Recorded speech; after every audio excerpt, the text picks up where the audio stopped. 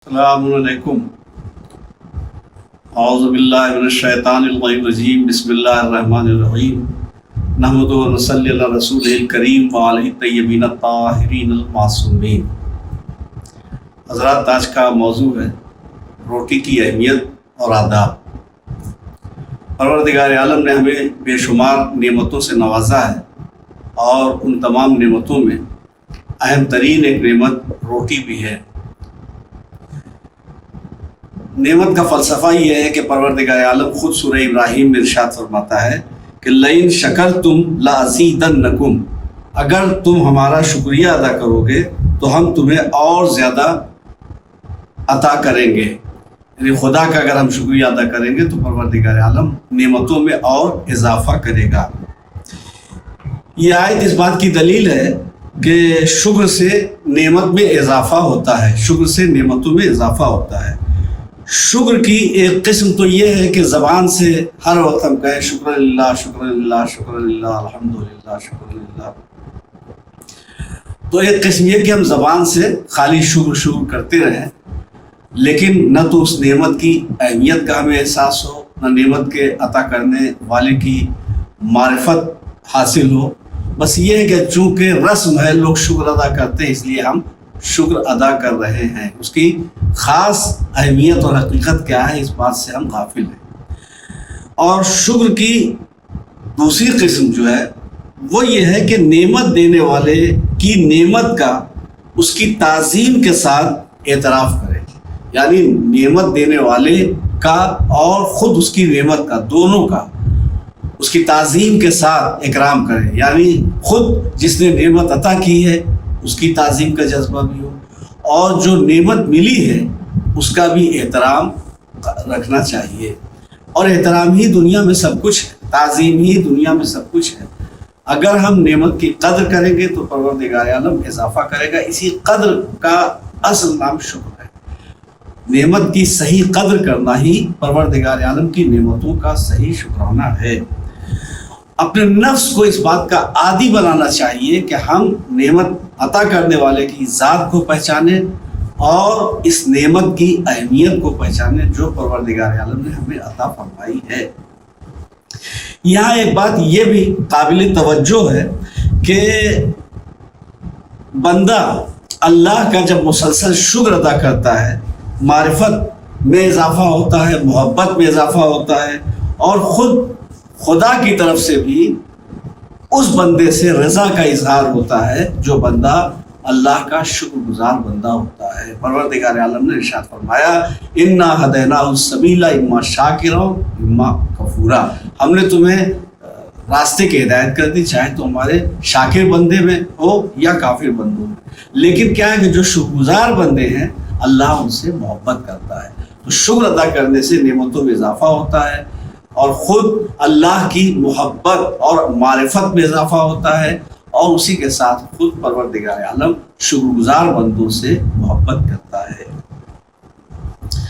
इसी तरीके से बंदा जब मुसलसल नेमतों पे गौर करता है और खुदा के फजल व करम का मुतालिया और मुशाहिदा करता है तो शुक्र में मशगूल होता है।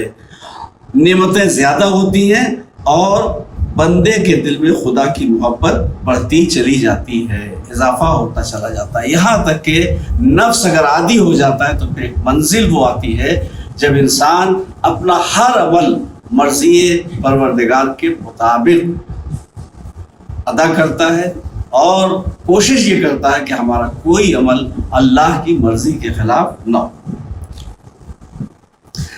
रोटी भी अल्लाह की नेमतों में से अजीम तरीन नेमत है। परवरदिगार आलम की जो नेमतें हैं, रोटी अजीम तरीन नेमत है। लिहाजा हमें रोटी की अहमियत और अजमत को भी समझना चाहिए और उसका एहतराम करना चाहिए। रोटी ग़िज़ा का एक अहम जुज़ है। रोटी के बहुत से फ़वाइद हैं और अहमियत का जहाँ तक एहसास है, जैसे हर चीज़ की अहमियत हर तबके के लोग अपने अपने ज़ाविये निगाह से समझते हैं, वैसे ही रोटी की एक अहमियत तो वो है कि अगर आप साइंस और टेक्नोलॉजी की लेबोरेटरी में ले जाएं तो हो सकता है कि रोटी बहुत अच्छे आटे की बनी हो सकता है कि आटे में कुछ طاقت کے اجزاء شامل کر دیے گئے ہوں جس کے سبب سے وہ صحت کے لیے بہت مفید ہو اور بہت بہتر ہو. تو لیبارٹری سائنس اور ٹیکنالوجی کی دنیا تو یہ کہے گی کہ یہ جسمانی صحت کے لیے بہت مفید ہے. لیکن اب اسی کو جب مذہب کی نگاہ سے دیکھا جائے گا تو ہو سکتا ہے کہ وہ طاقت اور قوت کے اعتبار سے بہت عمدہ روٹی ہو, آٹے کے اعتبار سے کوالٹی اس کی بہت شاندار رہی ہو, گیہوں کے اعتبار سے بہت معیاری گیہوں کے آٹے سے یہ روٹی بنی ہو, تو ہو سکتا ہے کہ یہ بہت مفید اور کارآمد ہو. لیکن اگر مذہب کے زاویے نظر سے دیکھیں گے تو مذہب دوسرے نگاہ سے دیکھتا ہے کہ ٹھیک ہے روٹی ہے تو اچھی معیاری ہے, لیکن حاصل کیسے کی گئی ہے, یعنی یہ گیہوں کیسے حاصل کیا گیا, آٹا کیسے حاصل کیا گیا, روٹی کیسے حاصل کی گئی, حرام کی تو نہیں ہے, رزق حرام کے ذریعے سے تو نہیں حاصل کی گئی ہے, چوری سے تو نہیں حاصل کی گئی ہے, غصبی طور پر تو نہیں حاصل کی گئی ہے. اب سائنس کی کسی لیبارٹری میں لے جائیں گے, اگر غصبی روٹی ہوگی تو وہ سائنس کی لیبارٹری یہ نہیں بتائے گی کہ یہ فائدہ مند ہے, یہ نقصان دہ ہے. وہ لیبارٹری تو یہی کہے گی کہ آٹا اچھا ہے, گیہوں معیاری ہے, روٹی بہتر ہے, صحت کے لیے مفید ہے. مگر مذہب کی لیبارٹری میں جب رکھیں گے تو مذہب آواز دے گا کہ چونکہ حرام سے حاصل کی گئی ہے, چونکہ چوری کے ذریعے سے حاصل کی گئی ہے, چونکہ غلط ذرائع سے حاصل کی گئی ہے, چونکہ یہ غصبی ہے, اس لیے یہ جسم کے لیے مفید ہو تو ہو لیکن روح کے لیے نقصان دہ ہے. جس طریقے سے جلی ہوئی روٹی, غیر معیاری آٹے کی روٹی جسم کے لیے نقصان دہ ہے, ویسے ہی حرام رزق کے ذریعے سے حاصل کی گئی روٹی نقصان دہ ہے روح کے لیے. غصبی طور پر حاصل کی گئی روٹی رزق کا اگر حرام ہونا ثابت ہو جائے یا غصبی ہونا ثابت ہو جائے تو اب یہ روٹی جو ہے وہ روح کے لیے نقصان دہ ہے. تو ہمیں جسم اور روح دونوں کا خیال رکھنا, اس لیے کہ مذہب نے اپنے ہر حکم میں ہمارے جسم کا بھی لحاظ رکھا ہے, ہماری روح کا بھی لحاظ رکھا ہے. آپ وضو دیکھ لیں, نماز دیکھ لیں, روزہ دیکھ لیں, جو تمام سے عبادتیں ہیں اس میں انداز یہ رکھا گیا ہے کہ اس میں کہیں نہ کہیں سے جسمانی صحت کے فائدے کا بھی لحاظ اور خیال رکھا گیا ہے. آج ہم وضو کرتے ہیں تو آج دیکھیے یہ کورونا وائرس جو پھیلا ہے تو اس میں ہاتھ دھوئیے اور چہرہ دھوئیے اور کلی کیجیے, یہ سب کہا جا رہا ہے. 1400 سال سے ہم ان باتوں پر وضو کی صورت میں عمل کرتے چلے آ رہے ہیں.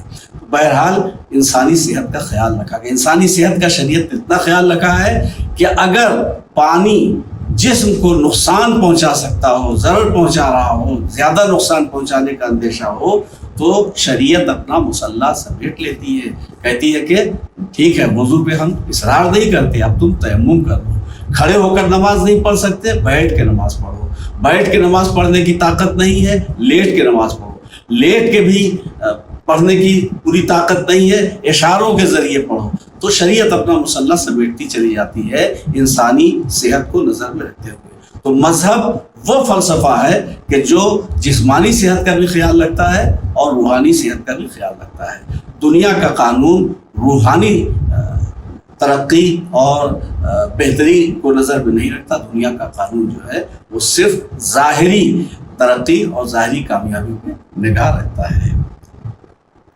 اب دیکھیے روٹی کوشش یہ کرنی چاہیے کہ رزق حلال سے حاصل کی. جو شخص روٹی کو مقصد حیات سمجھتا ہے اسے اس کی پرواہ نہیں ہے کہ حلال سے حاصل کی گئی یا حرام سے. کیوں؟ اس لیے کہ اس کا مقصد روٹی حاصل کرنا ہے, اس کا مقصد پیٹ بھرنا ہے. اب یہ کیسے آتی ہے, کس طریقے سے آتی ہے, چوری سے آتی ہے, بےایمانی سے آتی ہے. اچھی سے اچھی روٹی ہونی چاہیے, اچھے سے اچھے کھانے کا انتظام ہونا چاہیے, چاہے حلال کے ذریعے ہو چاہے حرام کے ذریعے. کیوں؟ اس لیے کہ اس کی نگاہ میں مقصد زندگی روٹی حاصل کرنا ہے, اس کی نگاہ میں پیٹ کی بھوک مٹانا ہے.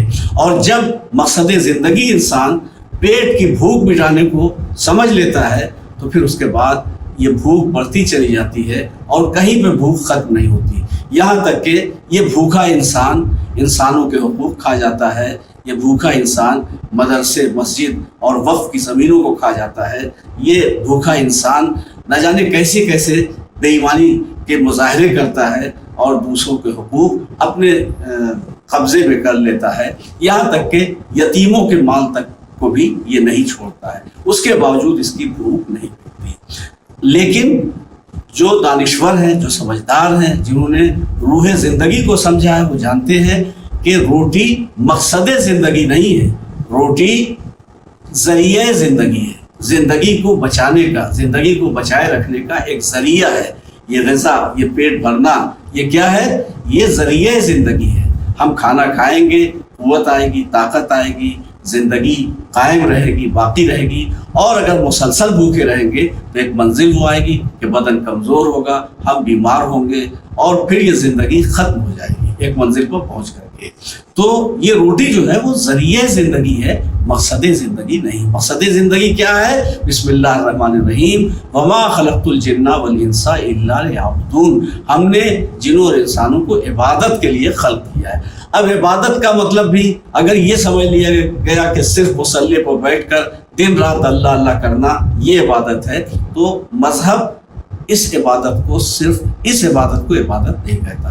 مذہب وقتی عبادت نہیں چاہتا، اس لیے کہ نماز کا ایک وقت مقرر ہے، روزے کا ایک وقت مقرر ہے، حج کا ایک وقت مقرر ہے۔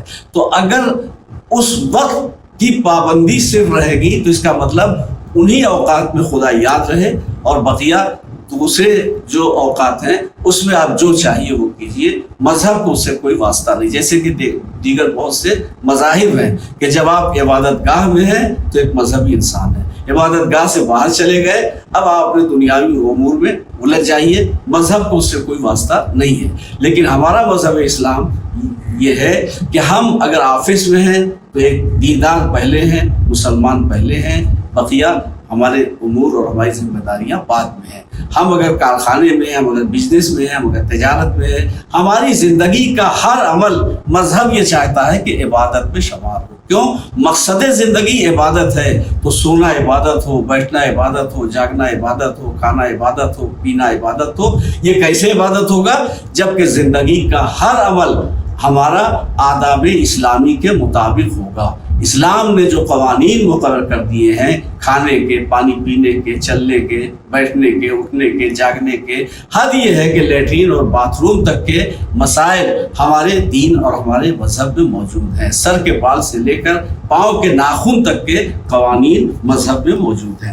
اب دیکھیں روٹی سے متعلق پیغمبر اسلام صلی اللہ علیہ وآلہ وسلم فرماتے ہیں کہ روٹی کی عزت کرو، روٹی کا احترام کرو، روٹی کی عزت کرو، کیونکہ عرش سے فرش تک بہت سے فرشتوں اور زمین کے رہنے والوں نے کام کیا ہے اس روٹی کے لیے، تب تمہارے لیے روٹی تیار ہوئی۔ اب دیکھیے ایک کسان ہے، وہ گیہوں کو ایسے ہی زمین میں نہیں پھینک دیتا ہے، محنت کرتا ہے، زمین کو ہموار کرتا ہے، اس سے بیکار جو گھاس پھوس ہے اس کو نکال کر کے الگ کرتا ہے، زمین کو اس قابل بناتا ہے کہ بیج اس میں حفاظت سے رہ سکے اور اس کا کمال ظاہر ہو سکے۔ جب زمین کو ہموار کرتا ہے، اسے نمی عطا کرتا ہے، پھر بیج زمین کے حوالے کرتا ہے، اس کے بعد بھی مسلسل وہ اس کی حفاظت میں لگا رہتا ہے۔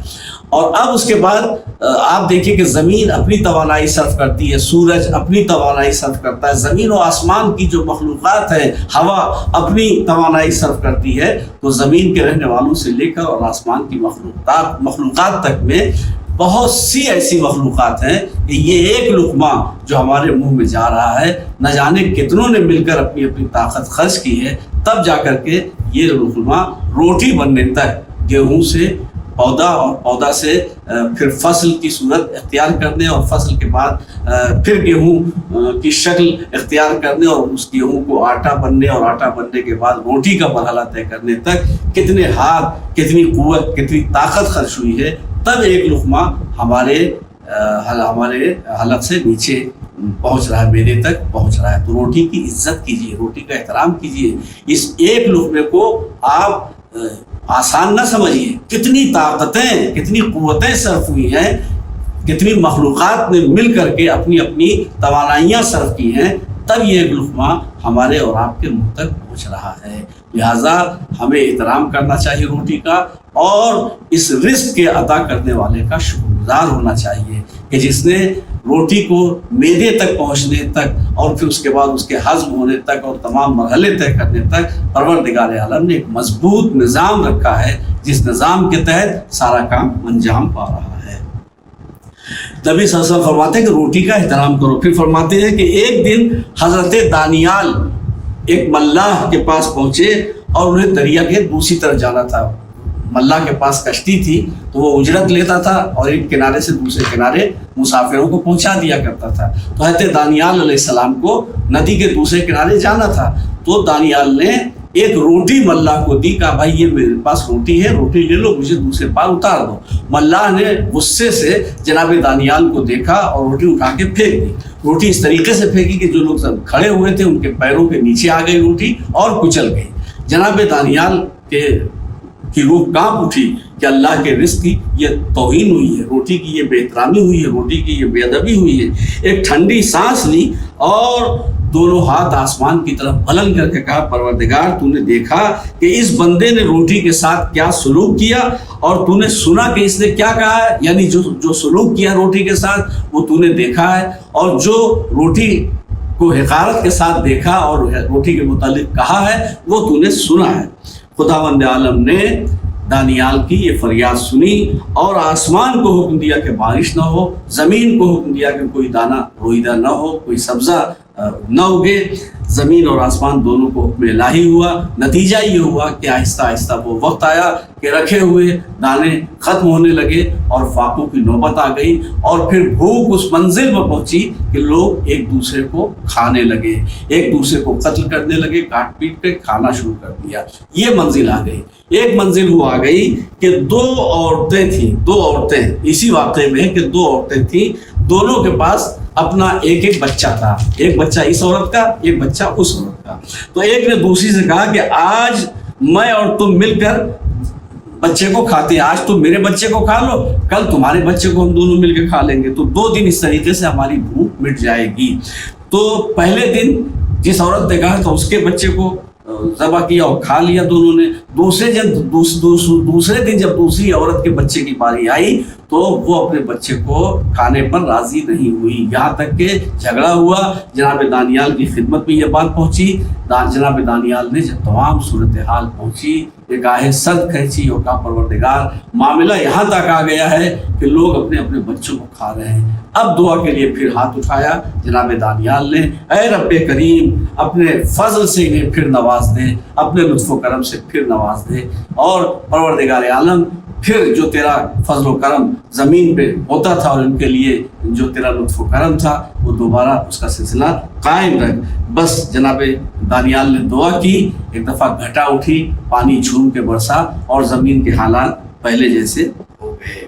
تو گویا پروردگار عالم نے عذاب ہٹا دیا. تو دیکھیں روٹی کی ایک بے احترامی نے سب کو عذاب الہی میں مبتلا کر دیا. اس کی وجہ یہ تھی کہ اس کا مطلب اس وقت سماج میں, معاشرے میں عام طور سے روٹی کی قدر و قیمت محسوس نہیں کی جا رہی تھی. ورنہ جب اللہ نے روٹی پھینکی تھی تو جتنے مسافر تھے سب کو چیخنا چاہیے تھا, سب کو چلانا چاہیے تھا, سب کو اس ملاح کو نصیحت اور ہدایت کرنی چاہیے تھی کہ اللہ کا رزق ہے, اس کی توہین نہیں کرنی چاہیے. لیکن سب کی خاموشی اس بات کی علامت ہے, اس بات کی دلیل ہے کہ روٹی کی اہمیت لوگوں کی نگاہوں میں نہیں تھی, قدر و قیمت ختم ہو چکی تھی چونکہ مسلسل کھانے کو مل رہی تھی. حدیث میں ہے کہ روٹی کی عزت کرو. لوگوں نے دریافت کیا کہ روٹی کی عزت کیوں کر ہو سکتی ہے؟ ارشاد فرمایا جب روٹی سامنے آئے تو کھانا شروع کر دو, اب کسی چیز کا انتظار نہ کرو. اگر روٹی سامنے آ جائے تو اب کسی کا انتظار نہ کرو, کسی چیز کا انتظار نہ کرو, بلکہ کھانے کا سلسلہ شروع کر دو. یہ روٹی کا احترام ہے. روٹی سامنے ہو اور اسے رکھ کر کسی کا انتظار کیا جائے, اللہ اتنا گوارا نہیں کرتا. تو سوچئے کہ جو اتنی سی ناقدری روٹی کی جو خدا نہ برداشت کرے, وہ اگر روٹی کی توہین کرے, اس کا نقصان کرے, اسے پھینک دے, اسے ضائع کرے, اسے کوڑا و کرکٹ پہ پھینکے, تو پروردگار عالم کا کیسا عذاب ہوگا. آج کل ہمارے یہاں شادی میں, بیاہ میں, مختلف تقریبات میں, بلکہ روزمرہ جو کھانا پکتا ہے اس میں کھانے کی بڑی ناقدری ہوتی ہے اور پھینک دیا جاتا ہے, اس کو نقصان پہنچایا جاتا ہے. کسی غریب, کسی دکھیا کو دے دیں ہم اور اس کا ثواب بھی ہمیں حاصل ہوگا. لیکن کتنی ناقدری ہوتی ہے, کھانا شادی بیاہ میں کتنا ضائع ہوتا ہے, کتنا پھینکا جاتا ہے. مختلف تقریبات میں, مرنے جینے میں آپ دیکھ لو. اس کے علاوہ روزمرہ جو ہمارے گھروں میں کھانا پکتا ہے, کبھی کبھی وہاں بھی بے احترامی ہوتی ہے. حالانکہ کیا ہے کہ دسترخوان پہ اگر کوئی ریزہ, کوئی ذرہ گر پڑے تو اس ریزے کو چن کر کے ادب و احترام سے کھا لینا چاہیے. پروردگار عالم نے اس احترام کے سبب, اس احترام کی جزا میں ہر بیماری کا علاج, ہر دکھ درد کا علاج اس ذرے, اس ریزے میں رکھا ہے جو دسترخوان پہ گر پڑا تھا، حالانکہ وہ بھی اسی کا حصہ ہے جو آپ نے کھایا ہے، لیکن چونکہ وہ ریزہ آپ نے اٹھا کے احترام سے کھایا ہے تو وہ اللہ کے حکم کی تعمیل میں آپ نے احترام کیا ہے روٹی کا، تو پروردگار عالم اس کی جزا یہ دیتا ہے کہ تمام بیماریوں سے نجات دیتا ہے۔ اور اللہ قادر مطلق ہے، وہ چاہے تو جس چیز میں چاہے وہ شفا عطا کر سکتا ہے، سامان شفا وہ کسی بھی چیز کو بنا سکتا ہے۔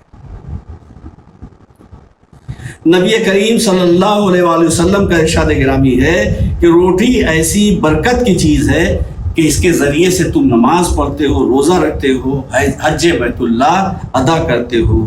دوسری روایت میں فرمایا، اے اللہ روٹی میں ہمارے لیے برکت دے، پروردگار روٹی میں ہمارے لیے برکت دے اور ہم میں اور روٹی میں جدائی مت کر، یعنی ہمیں روٹی سے محروم نہ کرنا۔ دیکھیے روٹی غذا کا اہم جز ہے۔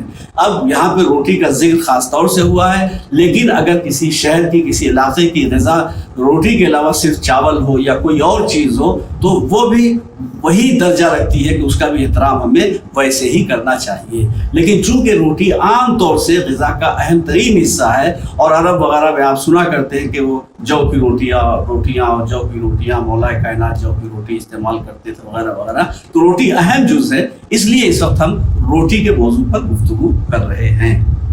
تو نبی کریم صلی اللہ علیہ وسلم فرماتے ہیں کہ اے خدا ہمارے لیے روٹی میں برکت دے اور ہم میں اور روٹی میں جدائی مت کر، یعنی اس روٹی سے، اس غذا سے ہمیں محروم نہ کرنا، کیونکہ اگر روٹی نہ ہوگی تو نہ ہم سے نماز ادا ہو سکے گی، نہ روزہ اور نہ کوئی اور فرض۔ یہ نبی اصل میں ہم لوگوں کو متوجہ کر رہے ہیں کہ روٹی کی اہمیت کیا ہے، روٹی کے بغیر کیوں نماز نہیں ہو سکے گی، کیوں روزہ نہیں ہو سکے گا، کیوں فریضہ ادا نہیں ہو سکے گا۔ ہم نے شروع میں کہا روٹی ذریعہ حیات ہے، اگر ہم غذا نہیں کھائیں گے، اگر ہم کھانا نہیں کھائیں گے تو بہت دنوں تک ہم زندہ نہیں رہ سکتے۔ ایک وقت وہ آئے گا کہ آہستہ آہستہ طاقت گھٹ جائے گی اور اتنے کمزور ہو جائیں گے کہ نماز پڑھنا، روزہ رکھنا اور فرائض کا ادا کرنا اور حج کرنا ہمارے لیے ممکن نہیں ہوگا، اور آخر میں ایک حد وہ آئے گی کہ جب بھوک کے سبب سے ہم مر جائیں گے، ہمارا دم نکل جائے گا۔ تو جب زندگی ہی نہیں رہے گی تو ہم نماز کیا پڑھیں گے، روزہ کیا رکھیں گے، اور حج کیا کریں گے، اور فریضے کیا ادا کریں گے۔ لہٰذا اس اعتبار سے بھی روٹی کی اہمیت سمجھنا چاہیے کہ روٹی ہم کھائیں گے تو اس سے طاقت ہوگی، قوت ہوگی، زیادہ سے زیادہ ہم اللہ کی عبادت اور اطاعت کر سکتے ہیں، اور زندہ اور سلامت رہیں گے تو زیادہ سے زیادہ موقع ہمیں حاصل ہوگا کہ ہم پروردگار عالم کی عبادت کر سکیں۔ تو یہ روٹی ذریعہ زندگی ہے، جب ذریعہ زندگی ہے تو زندگی سلامت ہے تو ہم عبادت بہتر طریقے سے کر سکتے ہیں۔ انہی باتوں کی طرف پیغمبر اسلام نے اس دعا میں اصل میں ہمیں متوجہ کیا ہے۔ حضرت امام رضا علیہ السلام سے منقول ہے کہ جناب رسالت مآب نے فرمایا کہ روٹی چھوٹی چھوٹی پکاؤ کہ اس میں برکت ہے، روٹی چھوٹی چھوٹی پکاؤ کہ اس میں برکت ہے، اور اس میں ہر گروہ کے لیے برکت ہے۔ چھوٹی چھوٹی روٹی پکاؤ، اس میں ہر گروہ کے لیے برکت ہے۔ حضرت امام رضا علیہ السلام سے منقول ہے کہ جو کی روٹی، اب دیکھیں یہ حدیث جو ہے وہ ہمیں اس کی اہمیت سمجھانے کے لیے گویا یہ جملے استعمال کیے گئے ہیں تاکہ ہم اندازہ لگا سکیں، ورنہ اہل بیت کی منزل وہ ہے کہ جہاں کسی کی تشبیہ کسی سے نہیں دی جا سکتی ہے۔ پروردگار عالم نے اس کائنات میں افضل ترین مخلوق جو خلق کی ہے، وہ اعلیٰ برتر افضل، وہ محمد وآل محمد علیہ السلام، ان کا تقابل کسی شے سے نہیں کیا جا سکتا، مگر کسی چیز کی اہمیت ثابت کرنے کے لیے یہ آخری مرحلہ ہے جو امام رضا علیہ السلام نے پیش کیا ہے۔ امام رضا علیہ السلام سے منقول ہے کہ جو کی روٹی گیہوں کی روٹی پر اتنی ہی اہم ہے جتنی ہم اہل بیت کی فضیلت تمام انسانوں پر۔ یہ بیان کر کے گویا مولا بتانا چاہتے ہیں کہ جو کی روٹی کی اہمیت گیہوں کی روٹی کے مقابلے میں کتنی زیادہ ہے، ورنہ اہل بیت علیہ السلام ہے، ان کی منزلت اپنی جگہ پہ ہے، ان کا شرف اپنی جگہ پر ہے۔ تو فرما رہے ہیں اس سے اندازہ تم لگاؤ کہ جو کی روٹی کی اہمیت ہے۔ آج زمانے نے فیشن پرستی میں اور ترقی میں اور لذت کے اضافے میں اتنا آگے اپنے آپ کو بڑھا لیا ہے کہ اب گیہوں کی روٹی بھی اس لائق نہیں رہ گئی کہ اس میں بھی جو قوت اور طاقت کے اجزاء تھے وہ بھی ختم کر دیے گئے. خصوصاً جو یہ ملوں وغیرہ کے آٹے آتے ہیں اس میں تو بالکل ہی توانائی اور قوت اور طاقت کے جو اثرات ہیں وہ تقریباً زیرو کے برابر ہیں. ورنہ پہلے بھوسی ملا ہوا آٹا یا جس انداز کی روٹی خود مولا کائنات کے یہاں پکتی تھی اس روٹی کا کیا کہنا. تو جو کی روٹی کی اہمیت ہے. آج بھی ڈاکٹر بیماروں کو اکثر و بیشتر بتاتے ہیں کہ جو کی روٹی استعمال کیجیے یا اس میں چنا ملا کر کے استعمال کیجیے. ہم کو خود ڈاکٹر نے بتایا ہے. تو آج بھی 1400 سال کے بعد یہ نظریہ بدلا نہیں ہے. امام رضا علیہ السلام نے جو کی روٹی کی اہمیت بتائی ہے کہ جو کی اہمیت گیہوں کے مقابلے میں اتنی زیادہ ہے. پھر اس کی دلیل دیتے ہیں, فرماتے ہیں کوئی پیغمبر بھی ایسا نہیں گزرا جس نے جو کی روٹی اور جو کھانے کے لیے دعا نہ کی ہو, اور جو شخص جو کی روٹی کھائے گا اس کے پیٹ میں کوئی درد نہیں ہوگا. معدے کی بیماریوں کو جو کی روٹی دور کر دیتی ہے. اللہ اس میں اثر پیدا کرتا ہے کہ وہ معدے کی بیماریوں کو دور کر دیتی ہے, تو پیٹ کا درد دور ہو جاتا ہے. اور جو کی روٹی یا جو کسی اور طرح سے کھایا جائے, جیسے بھی کھایا جائے, یعنی صرف روٹی ہی نہیں بلکہ جو کو اور مختلف صورتوں میں اگر استعمال کیا جائے اور کھایا جائے, تو اس طریقے سے کھانا پیغمبروں اور نیک لوگوں کے لیے غذا بھی ہے اور ان کی دعا بھی ہے. جو خود پیغمبروں نے کھایا ہے, تمام انبیاء نے جو کھایا ہے, اور اولیاء اللہ نے جو کھایا ہے, اور جو اللہ کے خاص بندے ہیں ان کی غذا بھی جو رہی ہے. اور ابھی ہمارے بچپن سے اور کچھ آگے تک کے مرحلے میں عام غذا روٹی کے طور پر جو ہی کی روٹی کھائی جاتی تھی. یہ تو ہمارے سامنے دیکھتے دیکھتے جو ختم ہوا اور گیہوں کی روٹی کھائی جانے لگی. پہلے یہ تھا کہ باقاعدہ اپنے کھیت کا گیہوں تیار ہوتا تھا, اس کا آٹا گھر میں بنتا تھا, چکی گھر میں رہا کرتی تھی, اور گھروں میں لوگ گیہوں کو آٹے کی صورت میں بدلا کرتے تھے. پھر اس کے بعد مشینوں میں گیہوں جانے لگے اور اس میں کچھ توانائی کم ہوئی. اب جو بڑی بڑی ملیں اور کارخانے قائم ہو گئے ہیں اور وہاں جو اچھا خراب ہر طرح کا گیہوں پیس دیا جاتا ہے, اب وہ صحت کے لیے اچھا پھر کہا نہیں جا سکتا کہ اس میں کیا کیا ملاوٹ ہوتی ہے, اس لیے کہ ہم اس دور میں سانس لے رہے ہیں کہ جب جو اور گیہوں اور کی بات تو الگ ہے, پھلوں میں ملاوٹ ہے, میووں میں ملاوٹ ہے, سبزیوں میں ملاوٹ ہے, دوا میں ملاوٹ ہے. حد یہ ہے کہ اگر آپ خودکشی کا ارادہ کریں اور بازار سے زہر لائیں تو انشاءاللہ اصلی زہر بھی آپ کو آسانی سے نہیں ملے گا. تو جس دور میں اصلی زہر بھی مرنے کے لیے نہ ملتا ہو, وہاں جینے کے لیے اصلی غذا کیا ملے گی. تو بہرحال تو جو کی روٹی پیغمبروں کی غذا رہی ہے. اللہ تعالیٰ نے پیغمبروں کی روزی جو کی روٹی میں رکھی ہے, مقرر فرمائی ہے. حضرت امام جعفر صادق علیہ السلام فرماتے ہیں کہ جو کی روٹی کی ایک صفت یہ بھی ہے کہ وہ ہر قسم کے درد کو بدن سے دور کر دیتی ہے. حدیث میں حضرت رسول خدا صلی اللہ علیہ وآلہ وسلم حدیث میں ہے کہ حضرت رسول خدا صلی اللہ علیہ وسلم جب تک دنیا میں رہے جو کی روٹی کھاتے رہے. اور سورہ طہر جو بہت مشہور سورہ ہے جو اہل بیت علیہ السلام کی شان میں نازل ہوا, امام حسن امام حسین اسلام کی بیمار ہوئے تھے اور روزے کی جو منت مانی گئی اس میں جو اہل بیت نے روزہ اہل بیت علیہ السلام نے روزے پہ روزہ رکھا تو 3 روزے جو مسلسل رکھے, وہ کیا ہوا کہ جو بھی بطور قرض آیا تھا, قرض کیا آیا تھا بلکہ وہ اون لائے تھے مولا کائنات, تو جناب سیدہ نے اون کو بھی 3 حصوں میں تقسیم کیا اور جو کو بھی 3 حصوں میں تقسیم کیا. ایک حصہ پہلے دن کا تھا, ایک حصہ جو کا نکالا اور اسے پیسا اور اس کی روٹی بنائی. تو اس میں بھی مجھے پورا سورہ طہر کی شان نزول تو پیش نہیں کرنی ہے, مقصد یہ کہ وہاں بھی جو کی روٹی کا تذکرہ ملتا ہے. تو تمام انبیاء, تمام اولیاء اللہ اور ہمارے ائمہ کرام کی غذا جو ہے وہ جو کی روٹی رہی ہے. منقول ہے کہ جن جن چیزوں سے روٹی کھا سکتے ہیں ان میں سب سے بہتر سرکہ ہے. کہیں گوشت کی فضیلت میں بھی یہ بات آئی ہے کہ گوشت کھانا روٹی سے فضیلت کا درجہ رکھتا ہے, لیکن سرکے کے فضائل بہت زیادہ بلند ہوئے کہ جن جن چیزوں سے روٹی کھائی جا سکتی ہے ان میں سب سے بہتر سرکہ ہے. بہت سی احادیث میں سرکے کی بہت زیادہ تعریف کی گئی ہے کہ یہ پیغمبروں کی خوراک ہے اور ائمہ طاہرین بھی اسے تناول فرمایا کرتے تھے. حضرت امام جعفر صادق علیہ السلام فرماتے ہیں کہ سرکے سے پیٹ کے کیڑے مر جاتے ہیں दांतों की जड़ें मुस्तहकम हो जाती हैं, अक्ल की कुव्वत बढ़ती है। आज हमने लज्जत हासिल करने के लिए एक से एक खाना पकाने के तरीके राइज किए हैं जो बहरहाल लज्जत में तो इजाफा करते हैं लेकिन सेहत के एतबार से नुकसानदेह है। लेकिन सिरके के मुतालिक क्या है कि बहुत सी बीमारियों का ये इलाज है। कीड़े मर जाते हैं, दांतों की जड़ें मुस्तहकम होती हैं, अक्ल की कुव्वत बढ़ती है। अहादीस में रोगन जैतून के खाने और जिस्म पर मलने की बहुत ज़्यादा तारीफ की गई है। मनकूल है कि अंबिया कराम और औलिया इससे भी रोटी खाया करते थे, यानी रोगन जैतून से भी रोटी खाया करते थे।